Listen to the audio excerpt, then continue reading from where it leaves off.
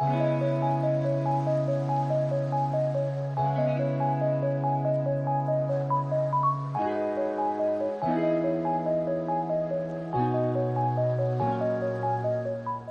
this is Simon Davis. I'm the Executive Director of Teen Cancer America, and I've been asked to say a quick few words about this wonderful partnership that we have with Lucile Packard Children's Hospital and Stanford University.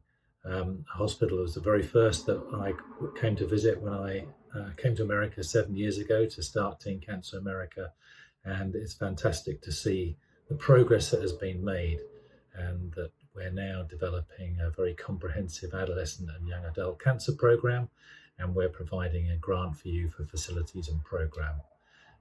We're so excited about this, and we really appreciate what a great institution you are, what a wonderful work you do, and to be associated with your organization. So please have my best wishes for the future. We know you're going to do great things for young people with cancer. We know that you're going to improve their outcomes and their survival. And it only leaves me now to introduce a really special person to us all, to the whole of America, in fact. Roger Daltrey, our founder and legendary lead singer of The Who. Thank you. As you may know, I've been a patron of the Teenage Cancer Trust back in the UK since its inception in 1989. And along with Rebecca Rothstein, I am co-founder of Teen Cancer America.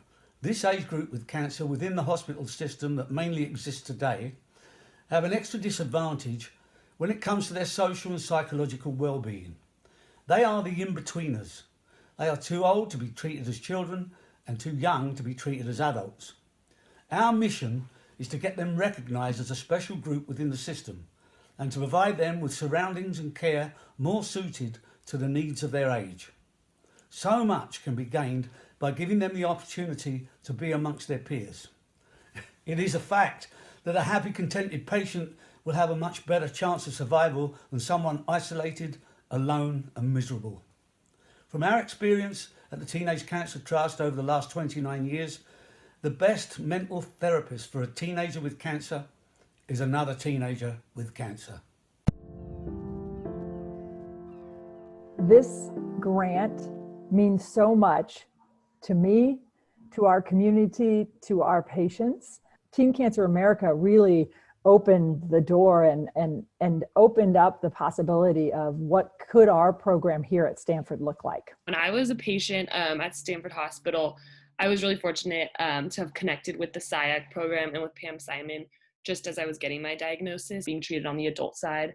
Most of my roommates were generally older adults and dealing with potentially terminal cancer diagnoses, so it was hard to see an end and a light at the end of the tunnel and visualize like how another young person might have dealt with this and kind of overcome it. I was searching for like a community or like a support group that would help young teens going through cancer. I think that's when she started the AYA program. She told me about it and I was interested because in the ward that I spent in One North, usually I'd be with children that were like a lot younger than me.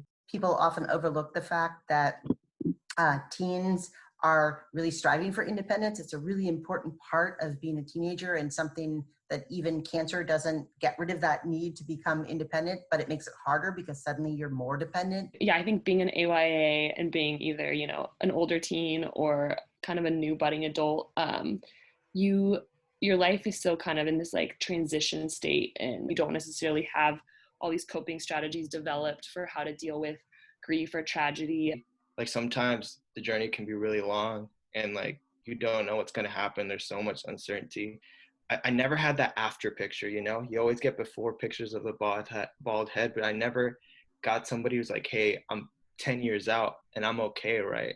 So for me to get that chance to do that for somebody else, to just give hope. I think the Teen Cancer America grant allows us to do so much.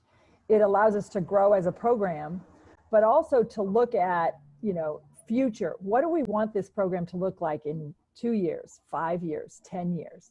The benefits you get from having patient-to-patient interaction, like there is no healthcare professional, there is no parent, there is nobody besides somebody who's gone through it firsthand who can understand the pain you go through while treatment, psychologically, like the long-lasting effects. Like me and Fiona can have a conversation right now that me and my mom or me and my dad or me and my friend could not have. Teen Cancer America donating money to SIAC gives us more opportunities to build these patient-to-patient interactions. Thank you, Teen Cancer America. Thank you for your trust in us. You're an incredible organization, and I look forward to working closely with you and sharing our successes. I'm super excited to see what we can expand and do with your funding. Our program is so in need, and we have so many eager minds and AYAs who are excited to create more possibilities for the Stanford AYA program, and it's all thanks to your guys' support. Thank you, Teen Cancer America, for making a donation to a community that means a lot to me, and I can't wait to work with you in the near future. Thank you, thank you, thank you. We have now developed a program and are beginning to be successful. There are a tremendous number of patients out there and people who can benefit by what you've done for us just because of Teen Cancer America, which has supported everything that we do. Thank you, thank you, thank you. Vielen herzlichen Dank, Teen Cancer America. I will say it in my native German language. Thank you to everyone who supported us in all those years, and thank you so much for this grant that will allow us to continue our work and help our AYA patients and connect with other institutions and with AYAs in the country and in the world. Thank you. From the bottom of my heart, I want to say another thank you. I don't think I could put it better myself. There you go. You get an applause.